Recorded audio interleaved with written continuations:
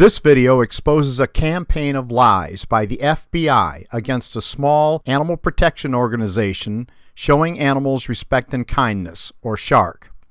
On the evening of January 12, 2001, the Olympic Torch Parade was in Albuquerque, New Mexico, to celebrate the 2002 Winter Games that were to be held a month later in Salt Lake City, Utah.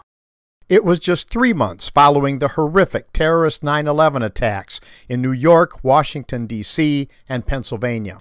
So despite the celebrations, the country and the police were on edge nationwide. Mitt Romney, then head of the Salt Lake Organizing Committee, planned to have a rodeo as part of the Olympic cultural festivities. Humane organizations worldwide decried Romney's decision, as well as numerous Olympians, including gold medalist Scott Hamilton. Salt Lake City Mayor Rocky Anderson also expressed concerns about rodeo animal cruelty. In response to Mr. Romney's decision to allow animal abuse in the Olympics, SHARK sent its mobile video truck, called the Tiger, along the same route as the Olympic torch. The Tiger traveled from city to city, keeping about 10 minutes ahead of the torch during parades to educate people on the cruelty of rodeo. The public was shocked by the video, largely supportive of our efforts and outraged at the thought of animal abuse in the Olympics.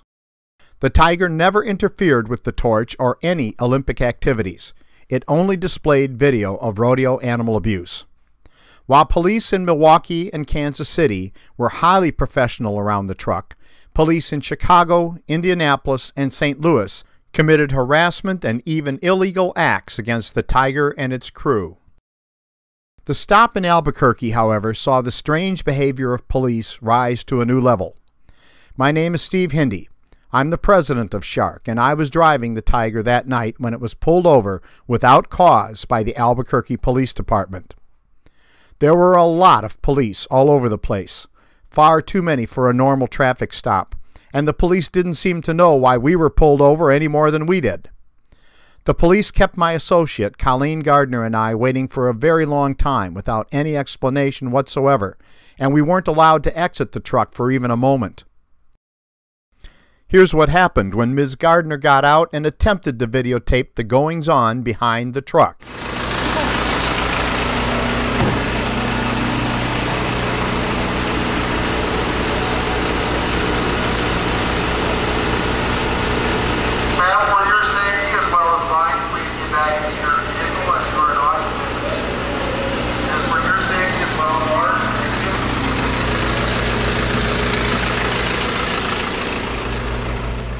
One thing for certain, the police weren't happy about being videotaped. Right on 3rd. Make it right on 3rd. If you don't mind turning off your recording device for me. Our lawyers demand that we videotape these. Okay, well, you didn't tell me that you're videotaping me. You're not allowed to do that. It's unconstitutional. Okay, what I need you to do is come all the way down here and turn to the right, please. If you wish. Okay? Apparently they didn't want us to video document what they were doing behind us. What the police didn't realize was that we could do a fair amount of documenting by filming into the Tiger's big side mirrors. We filmed 2 males with Olympic jackets getting involved in the traffic stop. The same 2 guys kept flitting around the truck, even trying to take pictures of it on the sly. So who were they? If they were people from the Olympics, they had no business being involved in a traffic stop. Were they secret admirers? Probably not. Could they be? No, it's not possible, is it? These guys doing the third-rate Get Smart imitation couldn't be. More on that later. The Albuquerque police tried to give us numerous bogus tickets, but I insisted on seeing the law because I knew they were making things up as they went along and that we had done nothing wrong. Yeah, the reason why I stopped you, you're doing an interference with other drivers. This is the document. Driving around with 3 motion screens portraying, actually you got 4, I didn't see the 4th one. So you have a total of 4-sided movies going at the same time. When you've got these vehicles, like these Coke vehicles, flashing lights, people breakdancing on and off the vehicles and all this kind of thing, how is this interfering? How is this interfering with the driver or capturing their attention or whatever you want to describe it, as opposed to what they're doing? I don't know about those incidents. I haven't been involved in those incidents. But what I saw today was this one right here. You didn't see the other ones? 5th and Tijeras. No, sir, I You didn't see the other ones? No. You didn't No, see... I saw you. I was going northbound on 5th and Tijeras while you're going eastbound. Traffic was going very slow and your projectors were playing. Of course. Okay? And you were driving actually on the highway. That's considered interference. The highway? What highway was I on? Right here, the roadway. The roadway. Roadway highway. Okay. The police tried to intimidate us, but that didn't work. Got to maintain the speed. Okay, if you start slowing down, I will stop you and I will arrest you and confiscate this vehicle. Do you understand? Because are you going to continue? When they realized we had half an idea about our rights, the police searched desperately in their book of laws to find something, anything to pin on us. It was frustrating, sad, and strangely funny all at the same time. The traffic law book was put on top of a cruiser, and with flashlight in hand, one bunch of cops after another searched, and they searched, and they searched, and they found nothing. Now, if it sounds like I'm knocking the Albuquerque police, I am not. They were put in a real tough spot by the circled mystery men and their bunch, who by now had quietly and conveniently slipped into the night, leaving the cops holding the bag.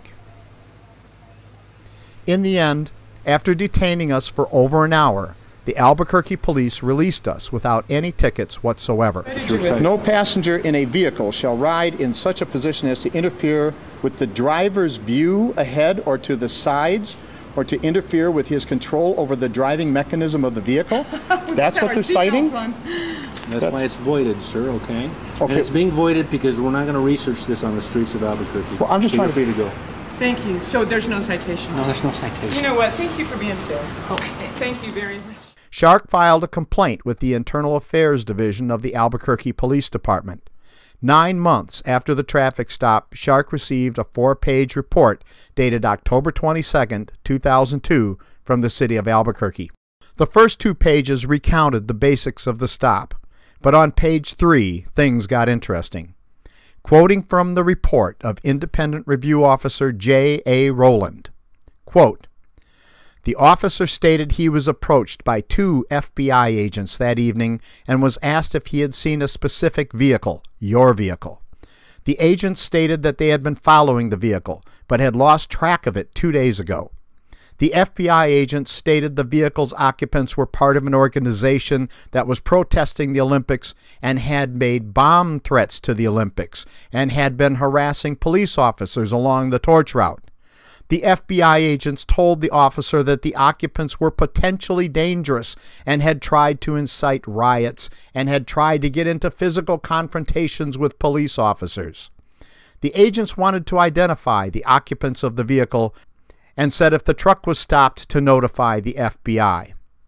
Moving to the 4th page of Mr. Rowland's report, quote, "The FBI agent was interviewed. He stated he contacted the officer and asked for help in locating the vehicle.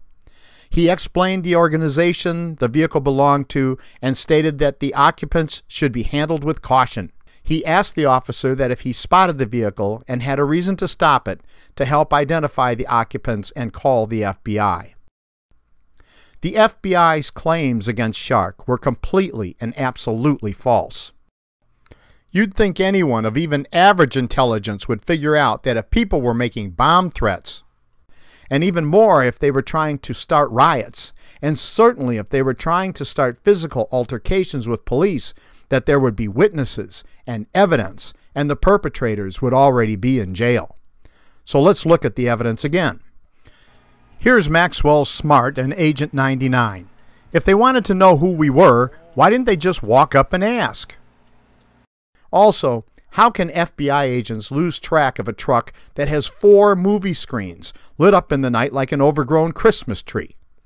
I mean, if they can't keep track of this rig in the U.S., how will these people find Osama bin Laden in another part of the world?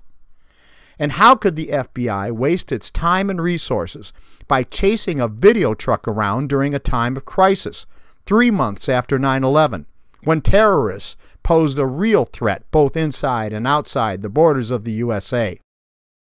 Our attempts to have our questions answered by the FBI and U.S. Department of Justice will be the subject of a follow-up video.